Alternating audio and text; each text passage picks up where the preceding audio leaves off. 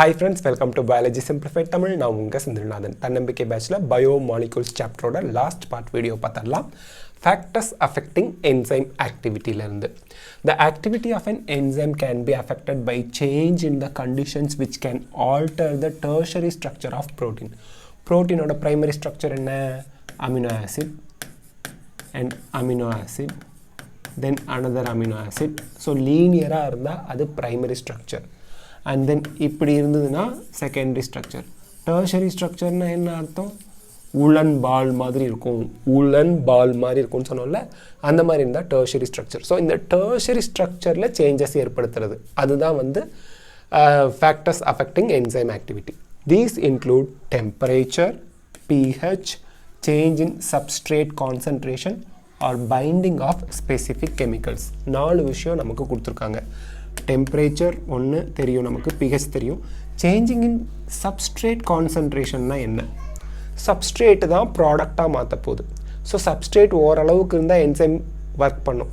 ஒரு அளவுக்கு மீறி சப்ஸ்ட்ரேட் இருந்தால் என்சைமால் தாக்கு பிடிக்க முடியாது. அதை நம்ம எக்ஸ்பிளைன் பண்ணுவோம். And binding A specific chemical. So ஒரு சில கெமிக்கல் ஹார்ம்ஃபுல் டாக்ஸிக் கெமிக்கல் போய் என்சைமில் பைண்ட் ஆகிடுச்சுன்னா என்சைமை நாசம் பண்ணிடும். ஸோ இந்த 4 விஷயங்கள் தான் மெயினாக என்சைமோட ஆக்டிவிட்டியை அஃபெக்ட் பண்ணுது. நெக்ஸ்ட் ஃபஸ்ட்டு நம்ம இதில் டெம்பரேச்சர் அண்ட் pH ரெண்டையும் படிச்சிருவோம். Enzymes generally function in a narrow range of temperature and pH. அப்படின்னா என்னென்னா ஒரு பர்டிகுலர் ரேஞ்சில் தான் அது ஒர்க் பண்ணும். வைடு ரேஞ்சுனா எந்த டெம்பரேச்சரில் வேணால் அது ஒர்க் பண்ணணும்னு அர்த்தம், எந்த pHல் வேணால் ஒர்க் பண்ணணும்னு அர்த்தம். நேரோ ரேஞ்சுனா ஒரு பர்டிகுலர் pH பர்டிகுலர் டெம்பரேச்சரை தான் ஒர்க் பண்ணும். அந்த டெம்பரேச்சரை விட இறங்கி வந்தாலும் ஒர்க் ஆகாது, ஏறி போனாலும் ஒர்க் ஆகாது. அதே மாதிரி தான் pHம். Each enzyme shows its highest activity at particular temperature and pH called optimum temperature and optimum pH. எப்போவுமே ஆப்டிமம் சரியான அளவுன்னு அர்த்தம். ஆப்டிமமாக இருக்குது ஒரு அளவு அப்படின்னா அந்த இடத்துல ஆக்டிவிட்டி ஹையஸ்ட் லெவலில் இருக்கும். ஓகேங்களா? Activity declines both below and above the optimum value. pH optimum வேல்யூக்கு கீழே போணுச்சுனாலும் மேலே போணுச்சுனாலும் டெம்பரேச்சரோட ஆக்டிவிட்டி அஃபெக்ட் ஆகும், குறையும். Low temperature preserves the enzyme in a temporarily inactive state, whereas high temperature destroys the enzymatic activity because proteins are denatured by heat. இது MCQன்னு போடுறேன், that is NEET questionல கேட்பாங்க. அதாவது லோ டெம்பரேச்சர் போயிடுச்சுன்னு வச்சுங்களேன், இப்போ 0 டிகிரிக்கு கீழே இல்லை 5 டிகிரிக்கு கீழே டெம்பரேச்சர் போயிடுச்சுன்னா என்சைம் வந்து ப்ரிசர்வ் ஆகிடும், ஃபங்க்ஷன்லெஸ்ஸாக இன்ஆக்டிவேட் ஆகிடும். ஆனால் டெஸ்ட்ராய் ஆகலை. திருப்பியும் டெம்பரேச்சர் இன்க்ரீஸ் ஆகும்போது அது ஆக்டிவ் ஆகிடும். வெரி ஹை டெம்பரேச்சர் 40 டிகிரி செல்சியஸ்க்கு மேலே போகும்போது என்சைமே டெஸ்ட்ராய் ஆகிடும். ஏன்னா ப்ரோட்டீன் டீநேச்சர் ஆகிடுது, ப்ரோட்டீன் ஸ்ட்ரக்சர்லாம் இல்லாமல் பிச்சு பெசரி போயிடுது. அதனால் என்சைம் வந்து டெஸ்ட்ராய் ஆகிறதுனால ஃபங்க்ஷனே ஆகாது, திருப்பியும் பழைய நிலைமைக்கும் வர முடியாத ஒரு சுச்சுவேஷன் ஹையர் டெம்பரேச்சர் ஏற்படுத்திடுது. நெக்ஸ்ட் இந்த டயக்ராம்லேருந்து என்ன தெரியுது இங்கே பாருங்கள். இந்த இடத்துல தான் என்சைமோட ஆக்டிவிட்டி ஜாஸ்தியாக இருக்குது. So this is optimum pH. ஓகேங்களா? இந்த பாயிண்ட்டு அதே மாதிரி இந்த பாயிண்டில் தான், இந்த பர்டிகுலர் டெம்பரேச்சரில் தான் உங்களுக்கு வந்து என்சைம் ஆக்டிவிட்டி ஜாஸ்தியாக இருக்குது. அப்போது இது ஆப்டிமம். ஓகே, இப்போ இந்த இடத்துல உங்களுக்கு ஒரு டவுட் வரும், நம்பரே கொடுக்கலையே சார். ஒவ்வொரு என்சைமுக்கும் ஆப்டிமம் pH ஆப்டிமம் டெம்பரேச்சர் மாறும். எல்லா என்சைமுக்கும் ஒரே pH ஆப்டிமம் கிடையாது. இப்போ pH 6.5ன்னு வச்சுக்கோமே, அது ஏதாவது ஒரு பர்டிகுலர் என்சைமுக்கு தான் அது ஆப்டிமமாக இருக்கும். அதே சில என்சைமுக்கு pH 2 தான் ஆப்டிமமாக இருக்கும். 2 pH 2ங்கிறது ஹைலி அசிடிக். ஸோ அந்த மாதிரி each enzyme has its own optimum pH. அதே மாதிரி தான் டெம்பரேச்சர். இப்போ ஆர்கிபாக்டீரியாலாம் 80லேருந்து 90 டிகிரியில் தானே இங்கே ஃபங்க்ஷன் ஆகுது. ஸோ அது எக்ஸப்ஷன். இது மாதிரி ஒவ்வொரு என்சைமுக்குமே வந்து பார்த்திங்கன்னா ஆப்டிமம் pH ஆப்டிமம் டெம்பரேச்சர் மாறும். ஸோ எல்லா என்சைமுக்கும் அதை மென்ஷன் பண்ணிகிட்டு இருக்க முடியாதுங்கிறதுக்காக ஜென்ரலாக ஆப்டிமம் டெம்பரேச்சர் என்னவோ அதில் என்சைம் ஆக்டிவிட்டி ஜாஸ்தியாக இருக்கும், ஆப்டிமம் pHல என்சைம் ஆக்டிவிட்டி ஜாஸ்தியாக இருக்கும்னு கொடுத்துட்டாங்க. அப்போ பர்டிகுலராக எந்த நம்பரும் நம்ம ஞாபகம் வச்சுக்க தேவையில்லை. ஆப்டிமம் pHனா எத்தனை pH எத்தனை டெம்பரேச்சர் அது தேவையில்லை, அப்படி ஒன்றும் இல்லை. ஏன்னா ஒவ்வொரு என்சைமுக்கும் அது மாறுது. இப்போது இது பாருங்கள், இங்கே என்ன கொடுத்துருக்காங்க, வெலாசிட்டி ஆஃப் த ரியாக்ஷனோட ஸ்பீடு. இங்கே என்ன கொடுத்துருக்காங்க, substrate concentration of the substrate இங்கே இருக்குது. ஓகேங்களா? சப்ஸ்ட்ரேட்டோட கான்சன்ட்ரேஷன். இப்போது நல்லா பாருங்கள், வெலாசிட்டி அதாவது சப்ஸ்ட்ரேட் இன்க்ரீஸ் ஆக என்சைமோட ஸ்பீடு டைரக்ஷன் காமிக்கிறதுனால வெலாசிட்டின்னு கொடுத்துட்டாங்க. என்சைம் ரியாக்ஷன் வந்து இன்க்ரீஸ் ஆகிக்கிட்டே போகுது. இங்கே வந்து இதுக்கு பேர் சேச்சுரேஷன் அப்படின்னு சொல்லுவாங்க. அது என்ன சார் சேச்சுரேஷன்? இப்போது ஒரு சிஸ்டமில் 100 என்சைம் இருக்குதுன்னு வச்சுக்கோங்க. 100 என்சைம்ஸ் இருக்குது, ஓகேங்களா?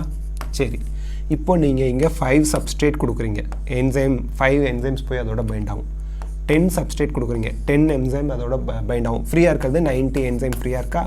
இங்கே வந்து 50 கொடுக்குறீங்க, 50 என்சைம் போய் அதோட பைண்ட் ஆகிடுச்சு. அதுக்கப்புறம் 70 கொடுக்குறீங்க, 70 என்சைம் பைண்ட் ஆகிடுச்சு. அதுக்கப்புறம் 100 கொடுக்குறீங்க, 100 என்சைமும் பைண்ட் ஆகிடுச்சு. ஸோ 100 என்சைம்ஸ்ங்கிறது permanent number in our body system. Enzymes திடீர்னு இன்க்ரீஸ் ஆகி திடீர்னு குறையாது, இருக்கிற என்சைம்ஸ் அப்படியே தான் இருக்கும். ப்ளஸ் 100 சப்ஸ்ட்ரேட் கொடுக்குற வரைக்கும் ஒவ்வொரு சப்ஸ்ட்ரேட்டோட ஒரு என்சைம் போய் பைண்ட் ஆகும். என்சைம் ரியாக்ஷன் இன்க்ரீஸ் ஆகிட்டே போகும். இப்போது 110 சப்ஸ்ட்ரேட் கொடுக்குறேன். இப்போ ரைட் சைடில் அப்படியே போணுச்சுன்னா சப்ஸ்ட்ரேட் இன்க்ரீஸ் ஆகுது. சப்ஸ்ட்ரேட் இன்க்ரீஸ் பண்ணுறேன், ரியாக்ஷன் இன்க்ரீஸ் ஆகாது. என்சைம் 100 என்சைம் தான் இருக்குது. என்சைம் இது வந்து டென்டேட்டிவ் நம்பர், ஒரு எக்ஸாம்பிளுக்காக கொடுத்துருக்கோம். என்சைமோட அளவு என் பாடியில் மாறாதுங்க. என்சைம் எவ்வளோ இருக்கோ அவ்வளோதான் இருக்கும். ஆனால் சப்ஸ்ட்ரேட் வந்து அந்த என்சைம் இருக்கிற அளவுக்கு கொடுக்க அப்படியே இன்க்ரீஸ் ஆகிட்டே போகும் என்சைம் ஆக்ஷன். என்சைமோட கான்சன்ட்ரேஷனும் சப்ஸ்ட்ரேட் கான்சன்ட்ரேஷனும் ஈவன் ஆயிடுச்சு. அதுக்கு மேலே சப்ஸ்ட்ரேட்டை கொடுத்தா என்சைம் இல்லை, போய் பைண்ட் ஆகாது, ரியாக்ஷன் ரேட்டு இன்க்ரீஸ் ஆகாது அதுக்கப்புறம். ஸோ ஹையஸ்ட் எங்கே இருக்குது பாருங்கள், இந்த வேல்யூக்கு பேர் Vmax. வெலாசிட்டி வந்து மேக்ஸிமம் அடைஞ்சிருச்சு. இதுக்கு மேலே நீங்கள் சப்ஸ்ட்ரேட் கொடுக்கறது வேஸ்ட்டு, யூட்டிலைஸ் ஆகாது. சரி, அது ப்ராடக்டாக மாற்றுறதுக்கு என்சைம் இல்லை. இப்போது Vmax/2 போட்டால் எக்ஸாக்டாக இதில் பாதி தூரம் வரும்ல. வெலாசிட்டி ஆஃப் ரியாக்ஷன் மேக்ஸிமம் லெவலில் இருக்கிறத 2ஆல் டிவைட் பண்ணால் உங்களுக்கு Km வேல்யூ கிடைக்கும். அவ்வளோதான். Km வேல்யூங்கிறது Vmax/2. Don't forget, that's it. So அதுதான் அந்த டயக்ராம் ரெப்ரசன்ட் பண்ணுது. ஸோ கான்சன்ட்ரேஷன் ஆஃப் சப்ஸ்ட்ரேட் அந்த டயக்ராமை தான் இப்போ பார்க்க போகிறோம். With the increase in substrate concentration the velocity of the enzymatic reaction rises. டைரக்ஷனோட சொல்கிறதுனால velocity of the enzymatic reaction சொல்கிறாங்க. ஃபஸ்ட்டு இன்க்ரீஸ் ஆகுது. The reaction ultimately reaches maximum velocity Vmax, which is not exceeded by any further rise in concentration of the substrate. So அதே தான் திருப்பி சொல்கிறேன். ஒரு சிஸ்டமில் 100 என்சைம்ஸ் அது மாறாது. 100ங்கிறது டென்டேட்டிவ் நம்பருங்க. நம்ம எக்ஸாம்பிளுக்காக 1000 இருக்கலாம், 2000 இருக்கலாம், 1 lakh இருக்கலாம், எப்படி வேணா இருக்கலாம். நான் சப்ஸ்ட்ரேட் 10, 15, 20ன்னு போக அந்த value velocity of reaction increase ஆகிட்டே போவோம். 100 சப்ஸ்ட்ரேட் கொடுத்தேன், மேக்ஸிமம் ஆகிடுச்சு. ஏன்னா மேக்ஸிமம் 100 என்சைம்ஸ் இருக்குது, பைண்ட் ஆகிடுச்சு. என்சைம் ப்ளஸ் சப்ஸ்ட்ரேட் 100 + 100 முடிஞ்சு போச்சு.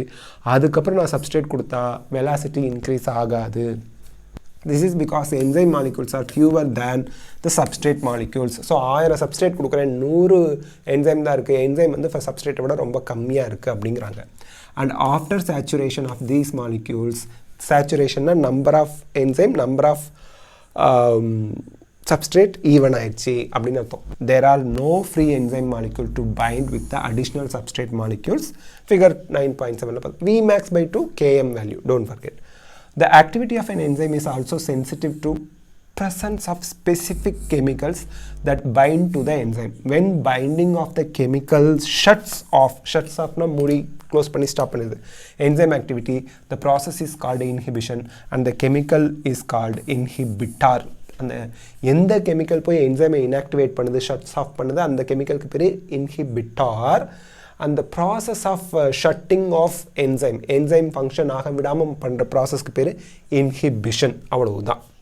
Next, when the inhibitor closely resembles the substrate. இந்த இடத்துல நல்லா ஞாபகம் வச்சுக்கோங்க. ஒரு என்சைம் இப்படி இருக்குது, ஓகேங்களா?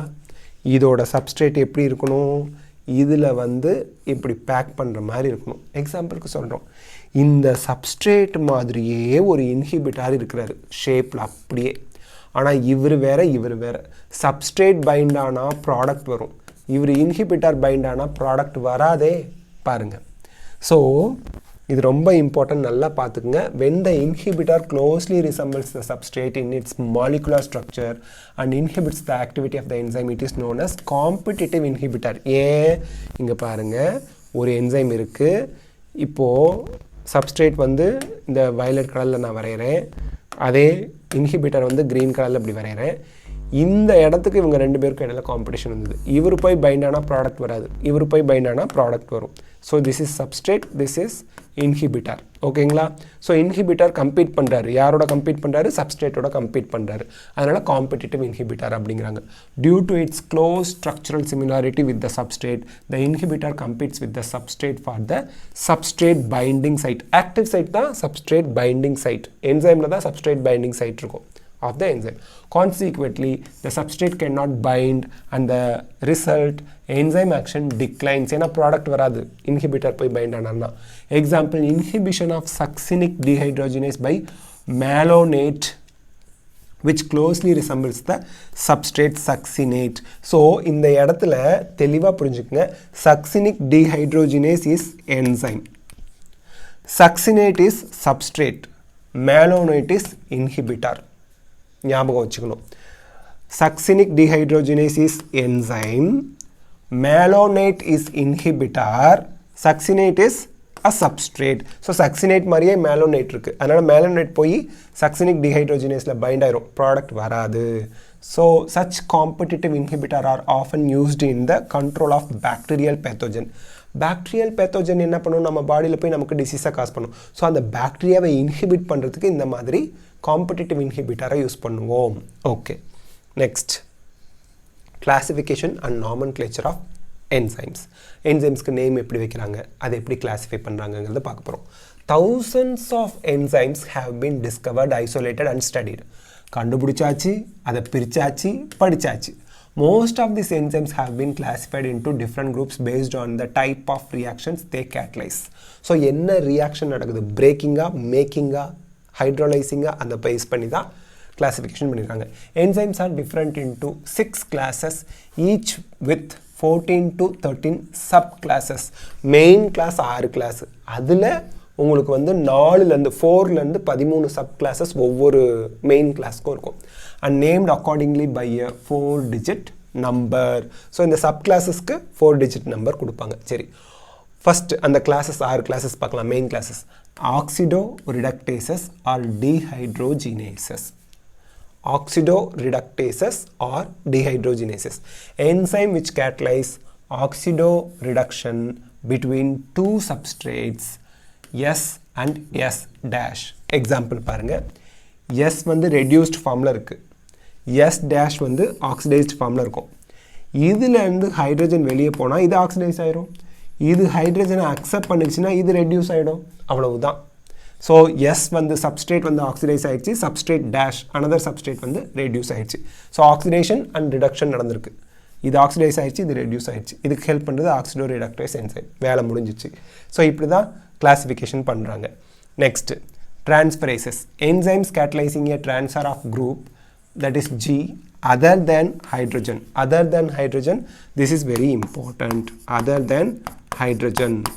Transferases வந்து group transfer பண்ணுது other than hydrogen. Bit other than hydrogen ஏன் சொல்கிறாங்க? ஹைட்ரஜன் ட்ரான்ஸ்ஃபர் பண்ணால் ரிடக்ஷன் ஆக்சிடேஷனில் வந்துடுது இல்லையா? அதான். Between a pair of substrate S and S dash பாருங்கள். SGங்கிறது ஒரு காம்ப்ளெக்ஸ் சப்ஸ்ட்ரேட்டு ஒரு குரூப்போடு இருக்குது. இந்த குரூப்பை எஸ் டேஷுக்கு ட்ரான்ஸ்ஃபர் பண்ணிடுது. குரூப் ட்ரான்ஸ்ஃபர் பண்ணுறது டிரான்ஸ்ஃபரேசஸ். அது ஹைட்ரஜனாக இருக்கக்கூடாது. Next, hydrolysis. Enzymes catalyzing hydrolysis of ester, ether, peptide, glycosidic, carbon-carbon bond, carbon halide bond or phosphate nitrogen bonds. So இந்த bond hydrolyze பண்ணா அது hydrolysis. Lyases, enzymes that catalyze removal of groups from substrates by mechanisms other than hydrolysis, leaving double bonds. இங்க என்ன சொல்றாங்க? Carbon carbon அதில் X Y இருக்குது. இதில் இந்த எக்ஸுக்கும் ஒய்க்கும் இடையில பாண்ட் ஃபார்ம் ஆயிருக்கு, கார்பன் கார்பனுக்கு இடையில டபுள் பாண்ட் ஃபார்ம் ஆயிருக்கு. அவ்வளவுதான்.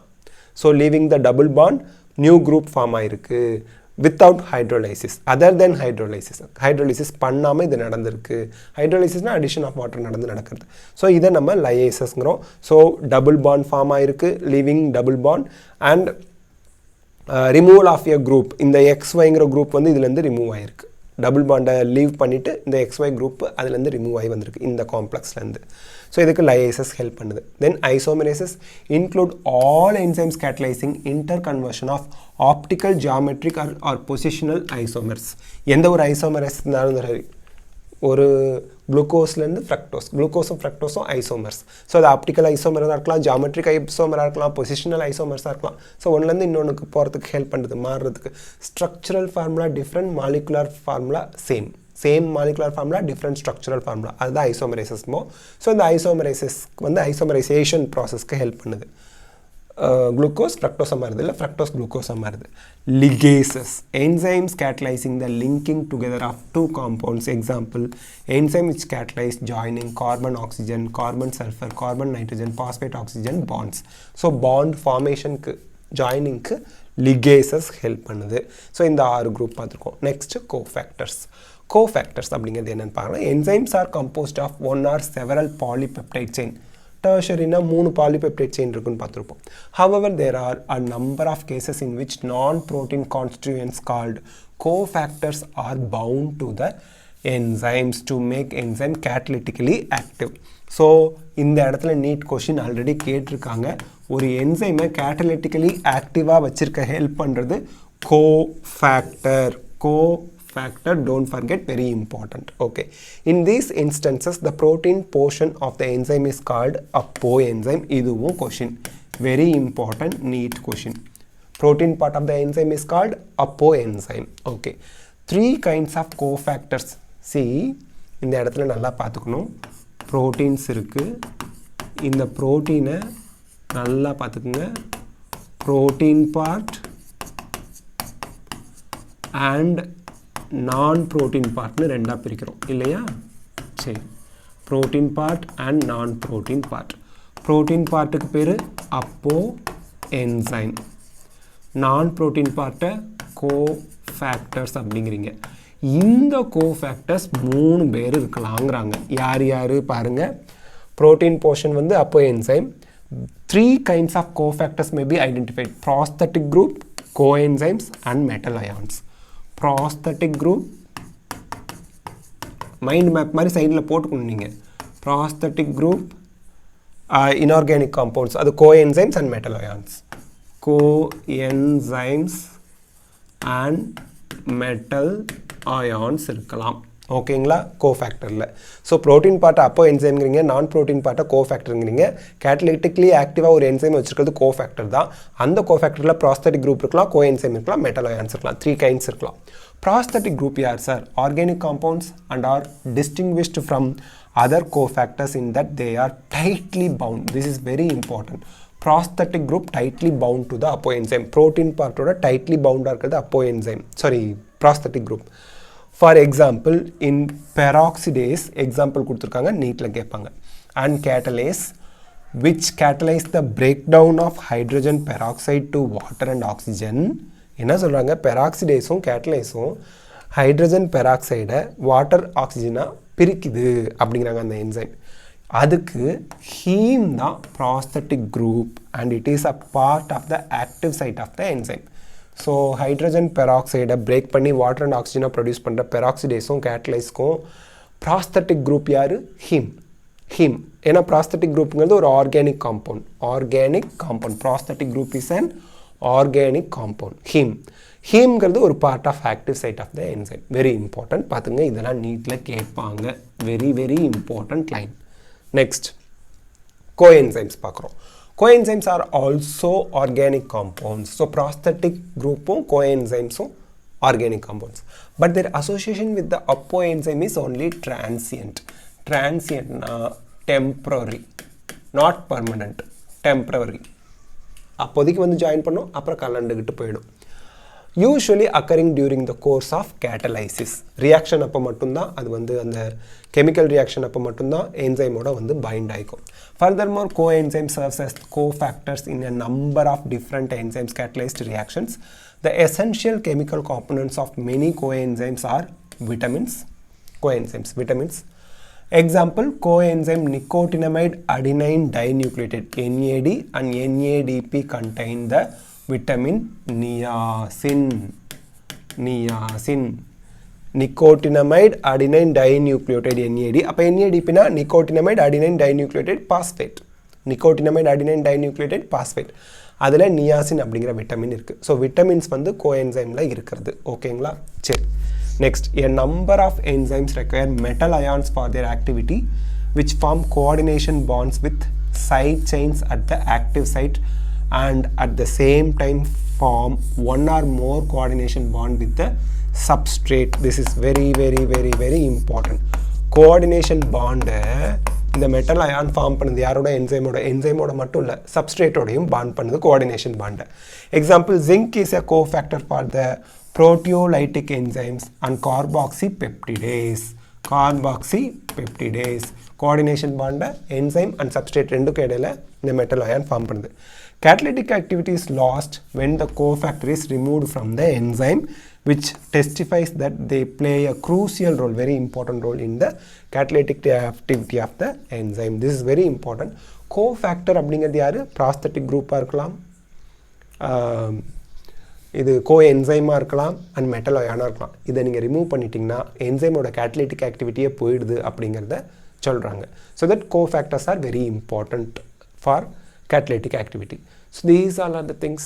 With this we have completed biomolecules chapter. Next நம்ம வந்து cell cycle and cell division start பண்ணிடுவோம்.